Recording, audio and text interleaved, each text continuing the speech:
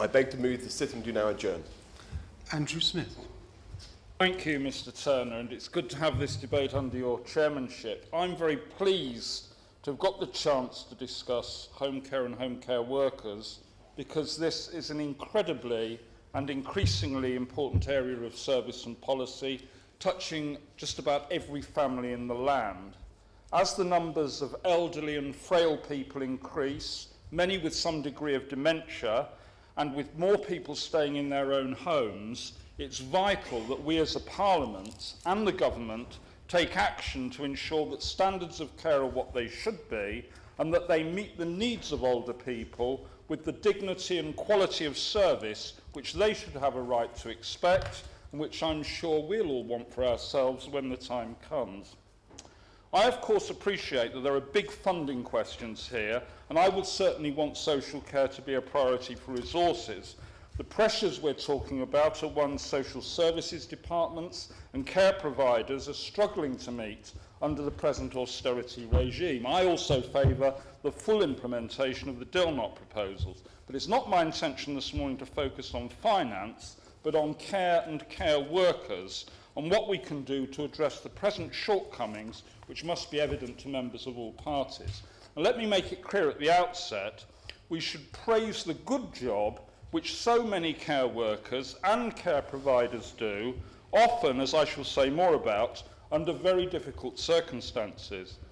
But there are many, far too many, shortcomings, as set out in the recent Care Quality Commission report and the Unison Time to Care report.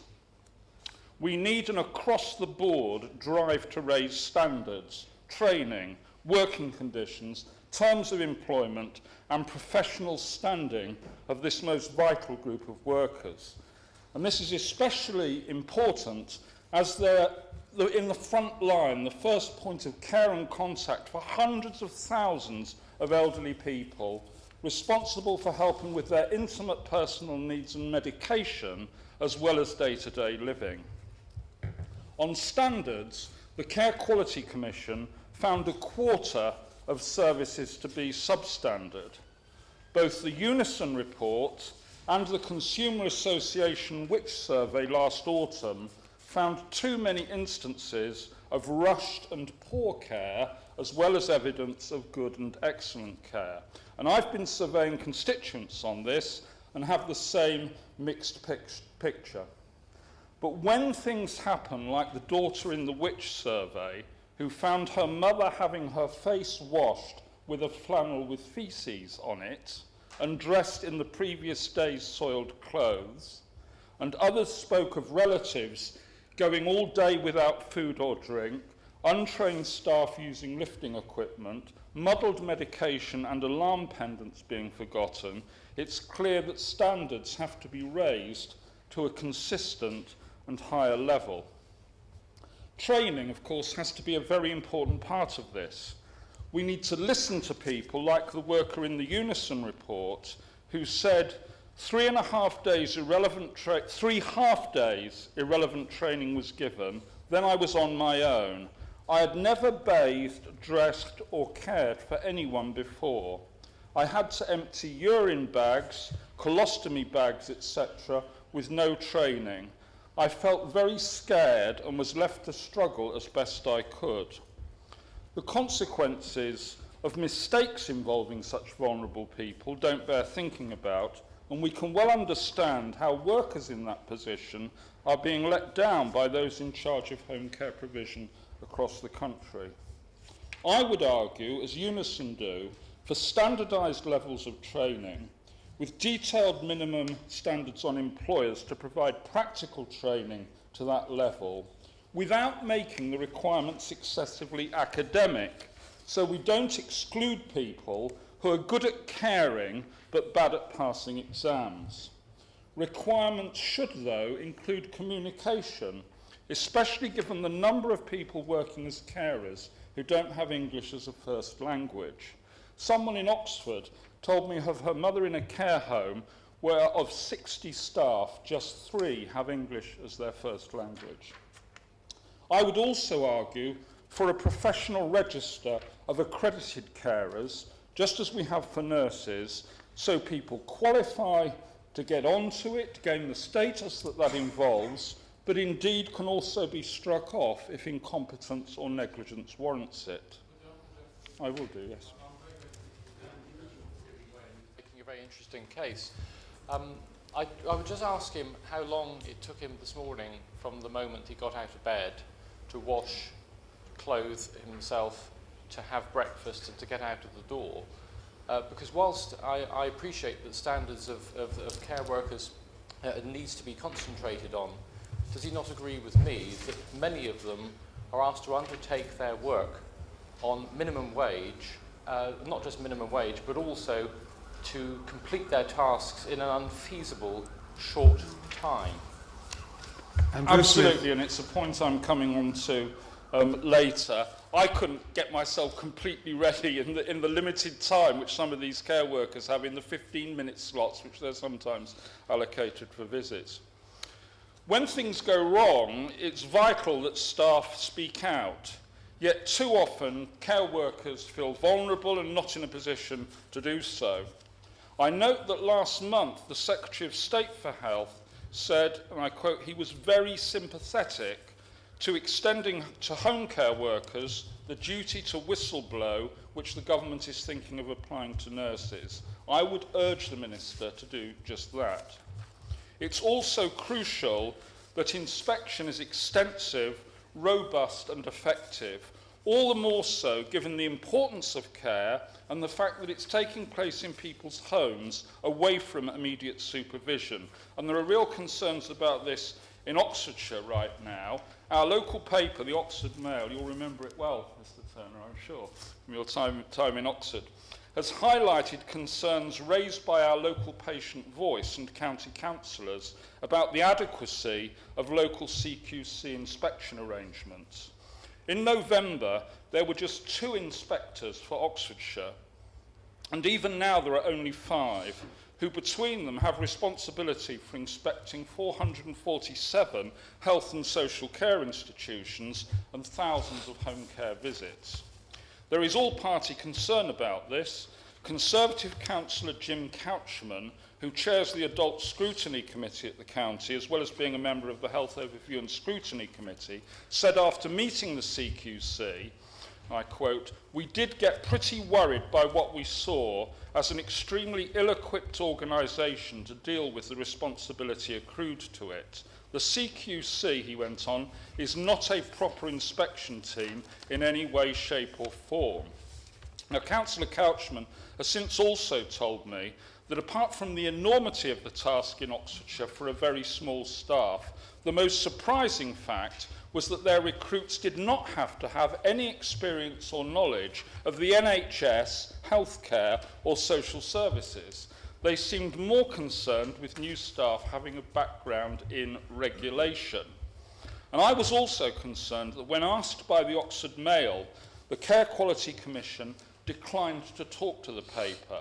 Now, I think it's that when such worries are being voiced, it's all the more important for a body like the CQC to come forward and answer questions as a basic responsibility of public accountability, as well as taking the chance to build public confidence rather than undermine it in the way they ended up doing.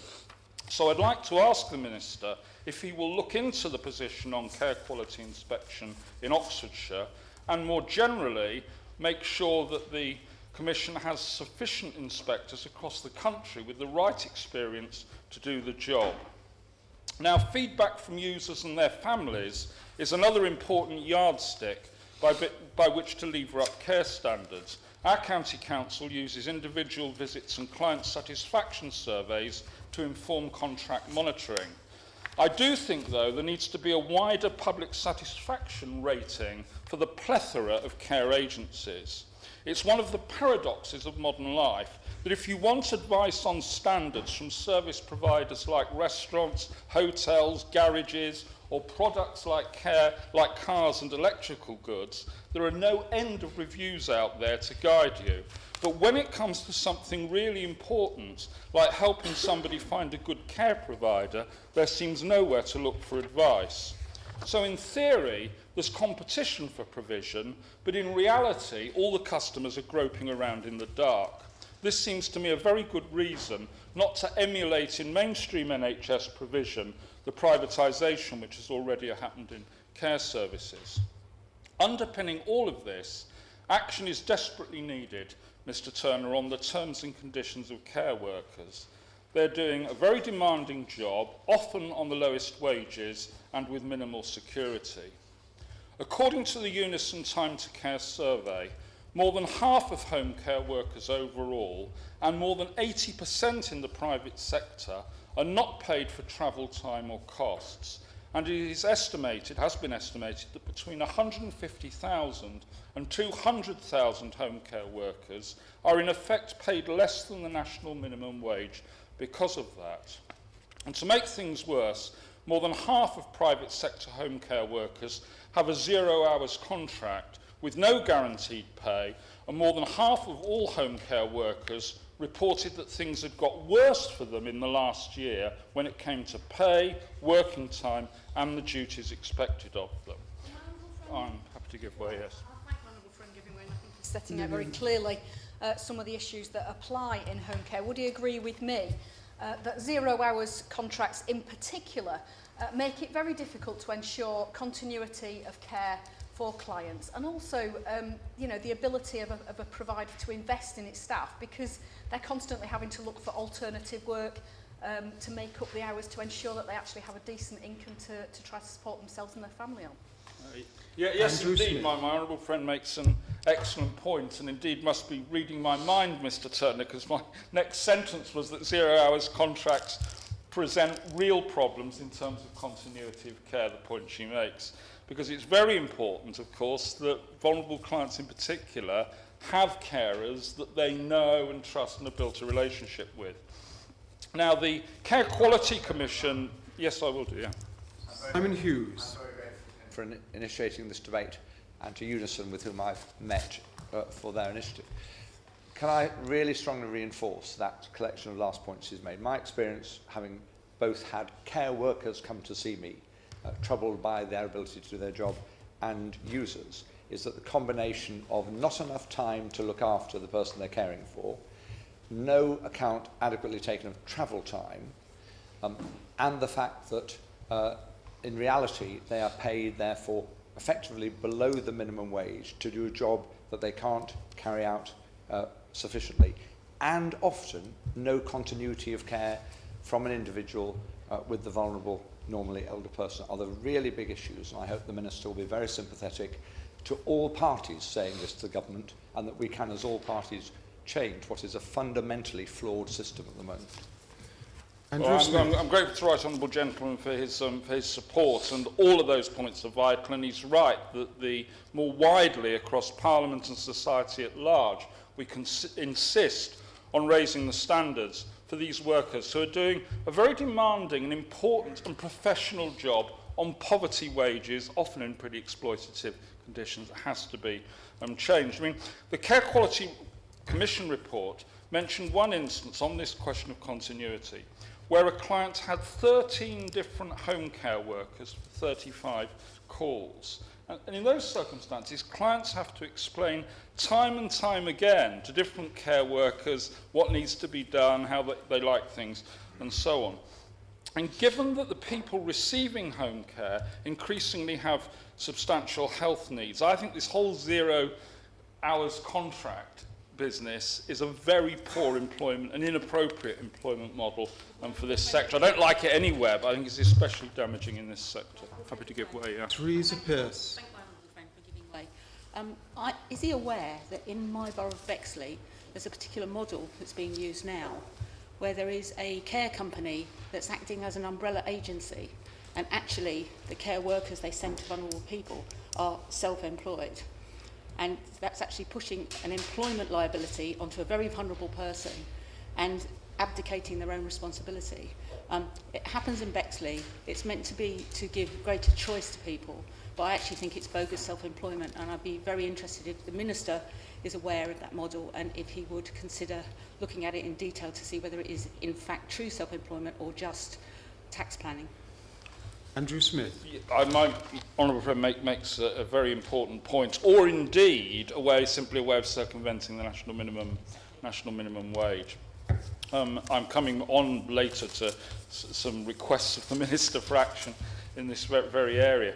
The other thing, we've touched on the 15 minutes earlier, and there are very serious concerns about the care which workers are able and allowed to provide when they arrive at someone's home, with the financial pressures which are out there, both on social services providers and paying clients, which is leading to increasing use of 15-minute slots, which may give time for a very brief check, but not for care in any meaningful sense of the word. So it seems to me we need a thoroughgoing overhaul of terms and conditions of home care workers. The non-payment of travel time breaks the minimum wage laws, and I understand HMRC have confirmed this to Unison. And I would like to ask the Minister to meet HMRC so that they put in place a priority drive to ensure that every home care worker in the country is contacted and helped to secure their entitlements. Because as well as being the worker's basic right, this would also help with recruitment and retention in a job which in far too many cases has been seen as low status, because it's low paid and the conditions are so poor, which people get out of because they simply can't afford to carry on working. I was approached by a constituent last year who was working as a home care provider for a company under contract to Oxfordshire County Council. They, that is the home care provider, were paying him barely above the minimum wage for the exact restricted time he spent at each person's home with no allowance for travel. And after travel costs and the other costs of employment, he simply wasn't earning enough to get by and found out he'd be better off back on job seekers allowance, which is where he went. Now, I took up the case with Social Services and the then Secretary of State for Health, both of whom said, hey, look, this is a matter for the provider. And then, of course, for the provider, it's a matter of profit and competition, and for far too many of them, what they can get away with. And this really is the nub of the problem when you have a contracted out, decentralised system operating to market competition. The buck doesn't stop with anybody. But I'm sure the public wants better safeguards than this.